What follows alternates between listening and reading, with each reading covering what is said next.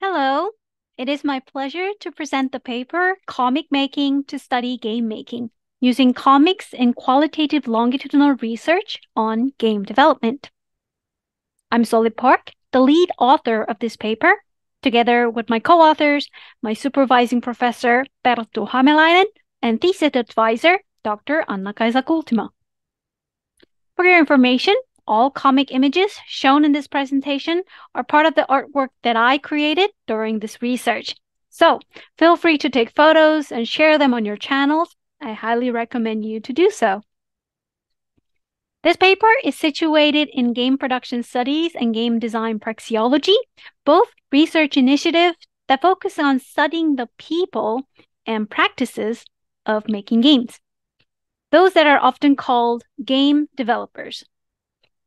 Here, I would like to introduce a methodological approach of combining qualitative longitudinal research and art-based research to study individual game developers' work and life experiences.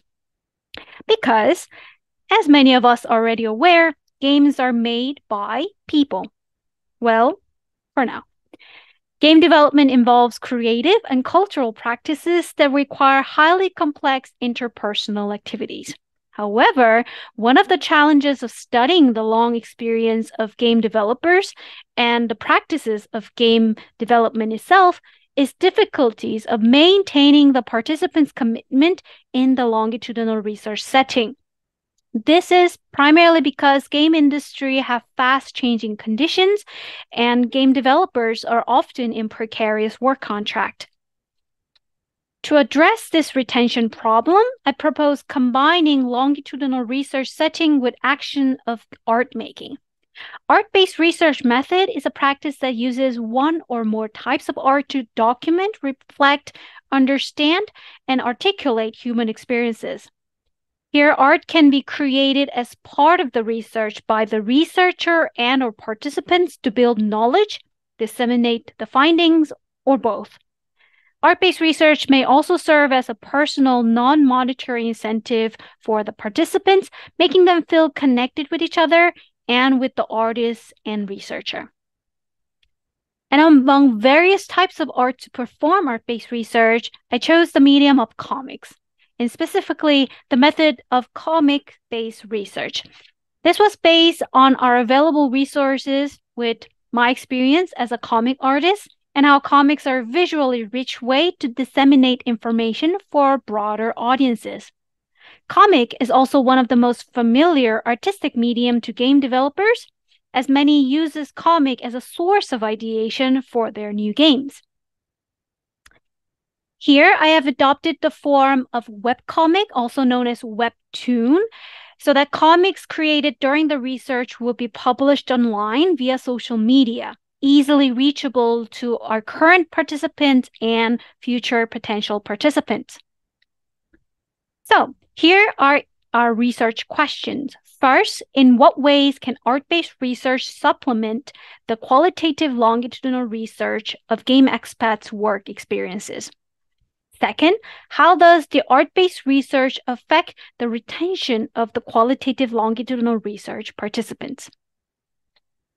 We then use this mixed method to the project called Expats Story, a research and art project about immigrant game developers in the Finnish game industry from year 2020 until year 2023.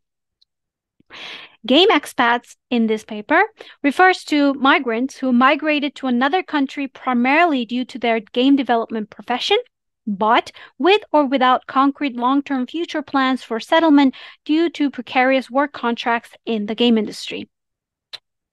My semi-structured interview guidelines included experiences of relocations, opinions of working in Finnish game companies, and cultural encounters in the workspace, and future plans. I had 9 longitudinal participants who were interviewed twice per year. There were also 23 one-time interviews as well. Combined, I have collected roughly 65 hours of interviews. They were all transcribed and anonymized. As for the comic, a total of 46 comic episodes consisting of 452 images were created. Okay, then let's get how I actually created comic artwork as part of my research. First, it is necessary to facilitate a research setting that would accommodate both interview data collection and comic artwork in the initial phase. This meant acquiring participant consent form for both research and comic.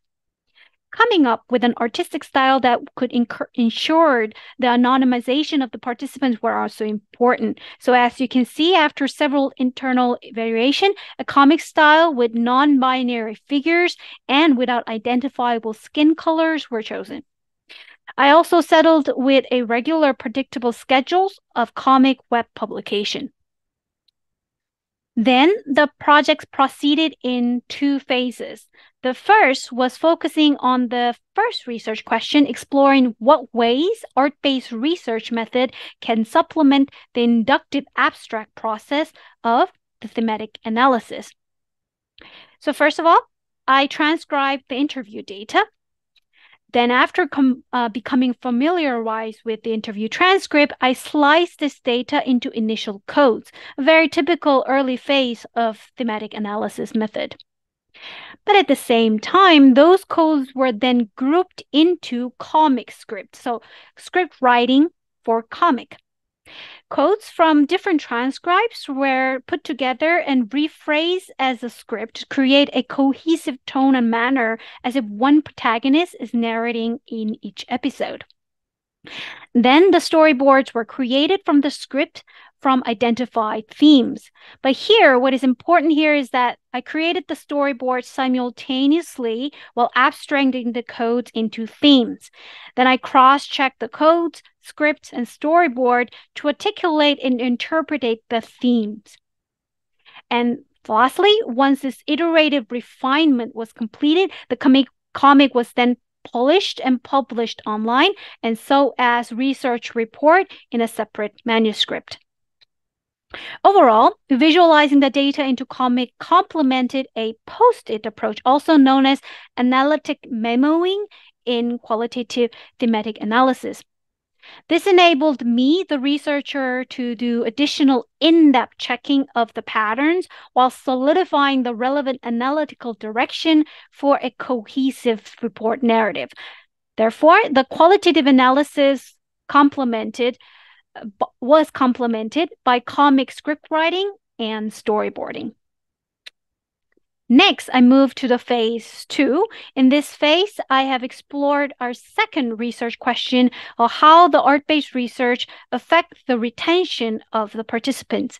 And to do so, comics were used as a visual recall tool when periodically engaging with the participants over the multi-year project span. So I collected and traced our longitudinal participant stories, focusing on whether their views and game development work practices changes over time upon migration. Here, I used grounded theory and developed comic script writing and storyboarding as before, simultaneously, iteratively, as I further collected longitudinal data. But what is different from the previous phase is that there's an open-endedness between the code and comic work, which concentrating on sampling and visualizing the data as the way it is at the time of the artwork before conceptualizing a theory. I then reflected on the initial findings and showcased the comic artwork to the longitudinal participants in the follow-up interview, using it as a visual recall tool. Then our longitudinal participants were freely allowed to express their thoughts, reflecting on their previous interview and let us know what have changed since the last interview. The cycle then repeated in the follow-up years. Our participants were unanimously positive about comic artwork, and this resulted in a high participant retention rate of our longitudinal participants of 89%, despite the fact that we did not offer any financial compensation for participation. The participants were also generally perceived comic as tangible and shift a quick visual evidence that the research is indeed in progress. They also found comic as a useful recall tool, as many often did not remember what they have said in the previous interview. probably because the fast-changing nature of the game industry. Therefore, we affirm the impact of art-based research on participant retention, thereby confirming the second research question, how does art-based research influence the retention of longitudinal participants? On top of that, we noticed that combining art-based research method in the context of game research also help recruiting even more participants and research popularization to non-academics. We noticed that game developers actively commented on our social media. Some shared their experiences on comments, and some eventually signed up for an interview, which obviously benefited our participant recruitment. Therefore, in conclusion, we believe incorporating such artistic methods offers unique advantage in ethnographic game research, and it enhances the participant engagement and also research popularization. Of course, our research has some limitations. Some may perceive the comic-based visual representation of the data is distinct from reality. For example, one of our longitudinal participants said that the comical representation of the work looked funnier than what actually had happened in the workspace. While this might have been caused by the unique aesthetic language of the comic medium, it also indicates the importance of transparent communication, that it is important that the participants do not feel alienated by the artwork created from the created from the research. Another limitation is the dependency of our research/art project on social media platforms, and thus social media corporations' policies, regulations, and most of all, their algorithm. The last and most obvious limitations of our approach is the scalability, because, well, obviously not every researcher has the skill to turn their data into art. However, this in turn could potentially offer new venues and work opportunities for artists while working collaboratively in such mixed methodological collaborations. So to summarize, our game Expats Story research/art experiment reported an exceptional longitudinal participant retention rate of 89%, with one longitudinal research participant leaving due to migrating to another country. It was evidently clear that the artistic research method, in this case comic, was useful in recruiting participants and engaging with participant and potential participant relatively effortlessly. We consider further exploring interdisciplinary methods like this, such as combining research and art, would enable deeper and longer ethnographic game development research possible, and to potentially the research knowledge to help improve the work conditions of game industry workers. Future studies might explore other artistic form, perhaps not other than just comic, but illustration, music, performance, etc., and the guideline to conduct engaging participatory research to study game development practices and are furthering our knowledge or know how games are actually made in real world. So thank you for listening to my presentation. Me and my co-authors are attending CHI this year remotely from Finland. But we're more than happy to hear your thoughts and ideas of our comic and research. Please do check our paper to find more details about the method. And the comic game Expats Stories are available online on our social media channels, as well as Open Science Framework. Thank you.